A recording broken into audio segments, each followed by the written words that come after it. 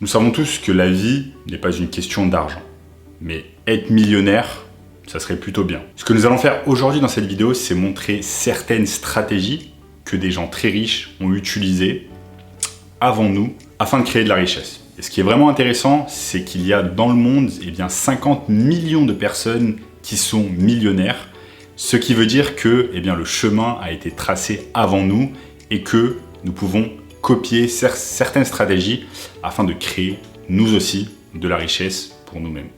Aujourd'hui, nous allons voir différentes habitudes des personnes qui atteignent la richesse. Il s'avère qu'environ 12% des millionnaires héritent de leur richesse, ce qui est vraiment une statistique intéressante. Et donc, tout simplement, il est possible de constituer un patrimoine financier au cours de sa vie.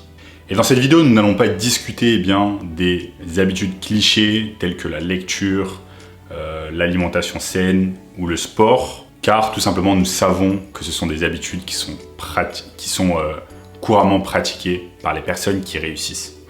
J'aimerais que l'on parle de quelque chose de différent, quelque chose qui m'a aidé à multiplier mes revenus par 10, à augmenter ma productivité et que j'ai trouvé réellement intéressant. L'une des premières habitudes que j'ai adoptées, c'est de tenir un journal.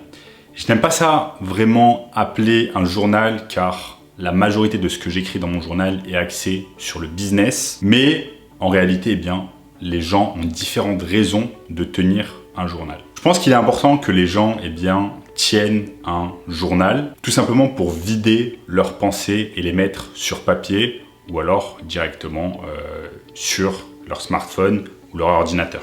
Tenir un journal, ça peut vous aider sur votre vision à long terme, si vous essayez de créer de la richesse et si vous avez des objectifs précis pour vous-même. Tenir un journal, ça vous permet de voir au jour le jour où vous en êtes, certaines choses que vous rencontrez, peut-être vous rencontrez certaines difficultés dans votre vie, certaines choses qui se passent mal ou tout simplement des choses que vous aimeriez surmonter. Moi, ce que j'aime beaucoup dans le fait de tenir un journal, c'est quand on revient plusieurs mois ou plusieurs années après et qu'on relit tout ce qui s'est passé dans notre vie.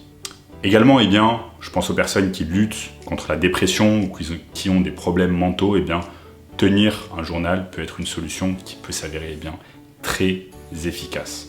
Personnellement, je passe en revue mon journal tous les trimestres où je relis tout ce que j'ai pu écrire quotidiennement dans ce journal, toutes les idées que j'ai pu y mettre et réellement cela m'aide beaucoup dans ma vie. Et donc je relis après mon journal et je regarde tout ce que j'ai écrit et parfois je me dis waouh, ok, j'ai réussi cet objectif ou alors j'ai échoué sur cet objectif et comment je peux m'améliorer. Une autre habitude que j'ai adoptée en étudiant un certain nombre de milliardaires est de me concentrer plus sur la production plutôt que sur la consommation. La plupart des gens, quand ils ont un peu de temps libre, ce qu'ils vont faire, c'est qu'ils vont se concentrer plutôt sur la consommation. Ils vont commencer à consommer du contenu, donc ils vont consommer du contenu sur les réseaux sociaux, ils vont consommer du contenu sur Netflix, ils vont consommer du contenu sur diverses plateformes. Ne vous méprenez pas, il n'y a rien de mal à regarder la télévision ou des films, mais ce que j'ai remarqué, c'est que de nombreux milliardaires, au lieu de consommer du contenu pendant leur temps libre, se concentrer plutôt sur le fait d'acquérir de nouvelles compétences. Et cela peut être aussi simple que quelque chose comme jouer du piano, apprendre un nouveau sport. Car tout simplement, apprendre de nouvelles compétences vous donnera plus de valeur aux yeux du monde en tant que personne, tout simplement parce que vous avez plus de compétences. Donc par exemple, cela peut être de lire un livre 1 heure avant de se coucher, au lieu de regarder la télévision, car cela tout simplement va vous permettre d'augmenter votre capital humain et d'avoir plus de valeur aux yeux du monde. Bien évidemment, vous pouvez toujours faire des folies de temps en temps, notamment le week-end, en regardant la télévision ou un film, mais limitez votre consommation de ces choses-là afin tout simplement de vous concentrer sur des choses qui vont vous permettre d'augmenter vos compétences et votre valeur en tant que personne. Après avoir lu quelques livres sur Bill Gates, j'ai appris qu'il aimait faire quelque chose qu'il nommait Think Week. Le Think Week, en fait, c'est une semaine où Bill Gates se concentre uniquement sur la lecture de livres et apprendre des choses sur la vie tout simplement. Cela lui permet bien de se couper du monde et à réfléchir à des choses d'une manière profonde. Et comme vous le savez probablement, bien Bill Gates est un des hommes les plus riches au monde, avec une fortune estimée à plus de 130 milliards d'euros. Et bien le but, en tout cas de ce que j'ai appris, est de prendre du recul par rapport à la vie quotidienne et au travail, et de pouvoir penser d'une manière totalement libre. Le problème, c'est que si vous vous concentrez trop sur votre travail et que vous êtes trop focus, juste travail, eh bien vous n'allez pas avoir le recul nécessaire. Il est important parfois de prendre du recul afin de se poser la question, ok, est-ce que je vais dans la bonne direction dans ma vie? Il y a des personnes par exemple comme Gary Vee qui sont très bien et qui apportent beaucoup de choses concernant la motivation. Mais si on est tout le temps à fond dans le travail, eh bien, on n'aura pas assez de recul nécessaire afin de se dire tout simplement où j'en suis dans ma vie à l'heure actuelle, comment je peux élaborer une stratégie afin d'être meilleur, plus efficace pour accomplir quelque chose. Donc je pense vraiment que prendre du recul et faire des activités dans votre vie, comme la méditation, vont vraiment vous aider à vous améliorer en tant qu'être humain. Vous pouvez faire de la méditation ou alors prendre de longues promenades qui peuvent durer parfois jusqu'à plusieurs heures afin de vraiment réfléchir profondément au sens de votre vie et à ce que vous désirez réellement en tant qu'être humain. La quatrième habitude que je n'ai commencé à faire que récemment, c'est ce qu'on appelle la planification en bloc. La planification en bloc, c'est tout simplement de remplir un calendrier, par exemple un calendrier sur Google Calendrier, et de noter exactement tout ce que nous allons faire durant la journée. Pendant des années, moi, ce que je faisais, c'est que j'essayais d'équilibrer bien toutes les choses que j'allais faire dans la journée sans jamais pouvoir réellement réussir, car je n'écrivais pas ces choses-là.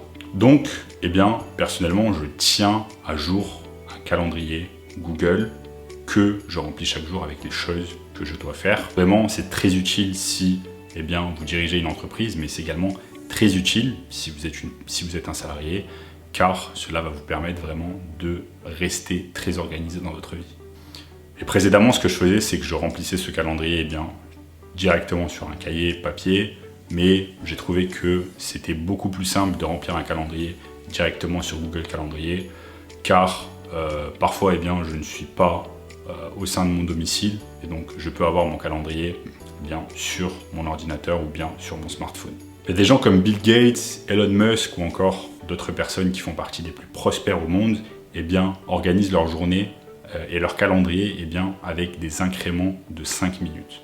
Et cela dans le but en fait d'avoir une production vraiment optimale. Donc moi, je ne vais pas jusqu'à faire mon organisation par 5 minutes, mais vraiment avoir un calendrier va vous permettre d'organiser au mieux votre vie. Donc tout simplement avoir une routine dans votre vie va vous permettre d'être plus organisé. Vous n'avez pas besoin de planifier tout à la minute, mais avoir une certaine routine comme savoir l'heure à laquelle vous vous couchez, l'heure à laquelle vous vous levez, l'heure à laquelle vous allez au sport, les moments que vous passez en famille, toutes ces choses-là sont importantes et c'est toujours plus intéressant de planifier toutes ces choses-là à l'avance sur un calendrier. Parce que tout simplement, la plupart des gens, ce qu'ils font, c'est qu'ils n'organisent pas les choses et ils se mettent à courir sur différentes tâches qu'ils doivent organiser. Ils se mettent à faire une chose, ensuite ils font une autre chose et donc tout devient mélangé et au final, ils ne sont absolument pas productifs. Tout simplement, gardez cela à l'esprit. Tout planifier va vraiment vous aider à être plus productif à tous les niveaux de votre vie. La dernière chose que je veux partager avec vous aujourd'hui est le réseautage. Pendant très longtemps, j'ai ignoré cela. J'ai pensé que faire du réseautage avec des millionnaires ou avec des personnes qui réussissent financièrement, la vérité est que vous êtes la moyenne des 5 personnes avec qui vous passez le plus de temps. C'est tellement impactant de se dire que les personnes avec qui vous vous associez étroitement sont les personnes que vous allez devenir. Si vous passez du temps avec des toxicomanes, il y a de fortes chances que vous deveniez un toxicomane vous-même, bien que ce ne soit pas 100% du temps vrai. Et si vous passez du temps avec des gens qui veulent réussir, des gens qui sont financièrement à l'aise, il y a de fortes chances que vous deveniez une personne de la sorte également. Tout simplement parce que de nombreuses discussions tourneront autour du succès, tourneront autour de choses positives. Donc quoi que vous fassiez, par exemple si vous allez dans un bar avec ce genre de personnes, les discussions vont tourner autour de sujets à trait avec le succès financier.